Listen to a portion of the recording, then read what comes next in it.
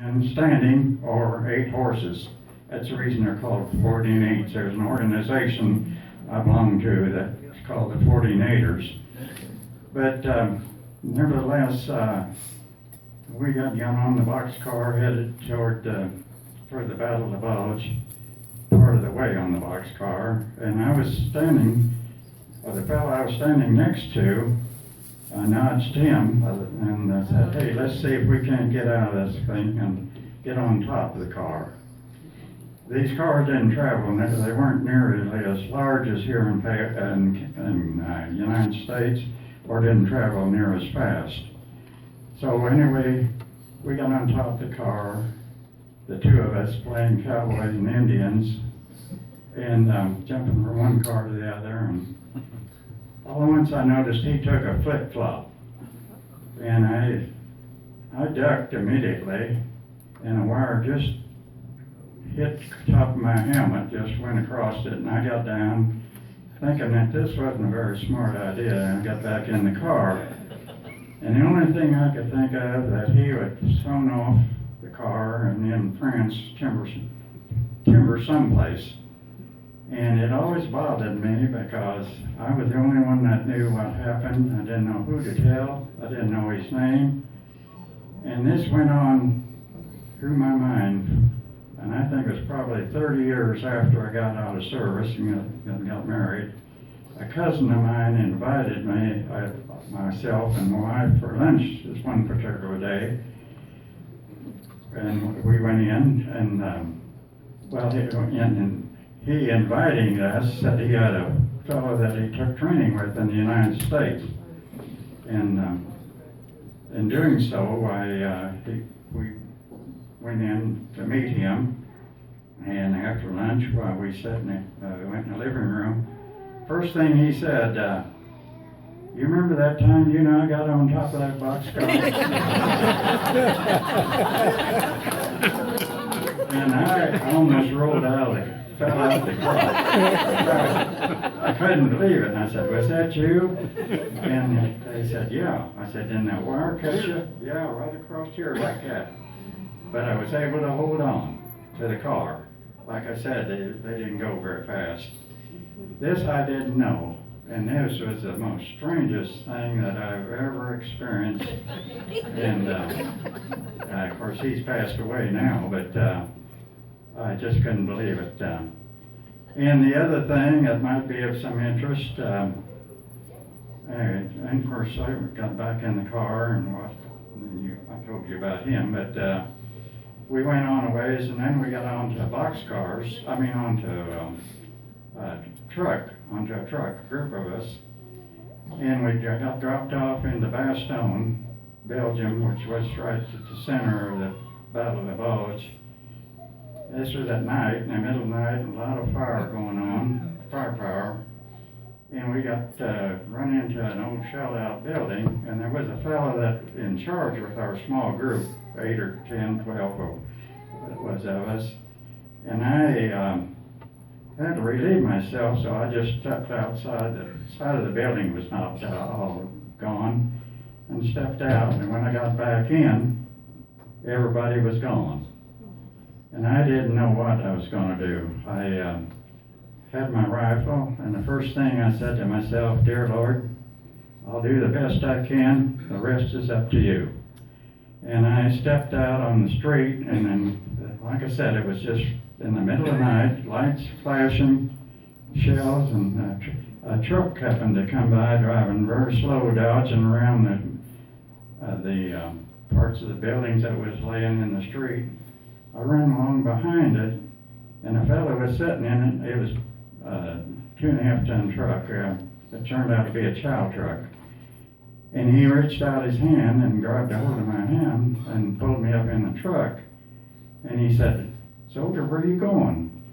I said, "I don't know. Where are you going?" And he said, "Well, we're going right on the edge of town here in the Ardennes Forest to Company B of the 9th Armored Infantry Battalion of the 6th Armored Division."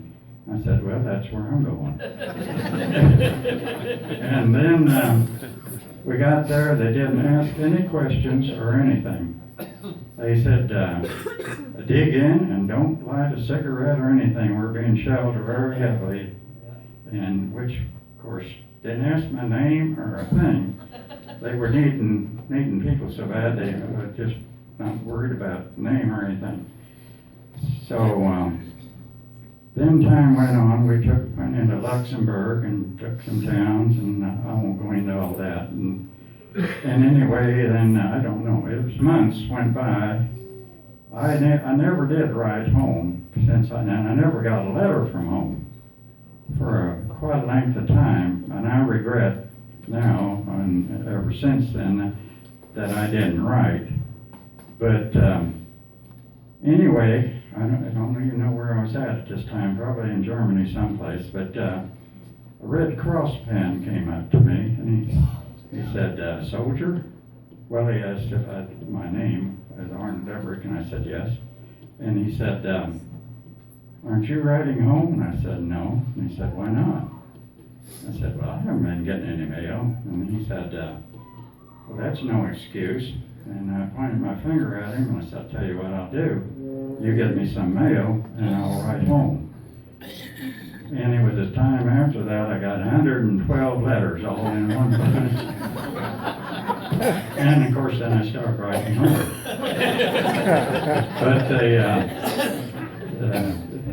But after that, of course I hadn't been paid, or normally when you go overseas, if you're private, you automatically become a PFC.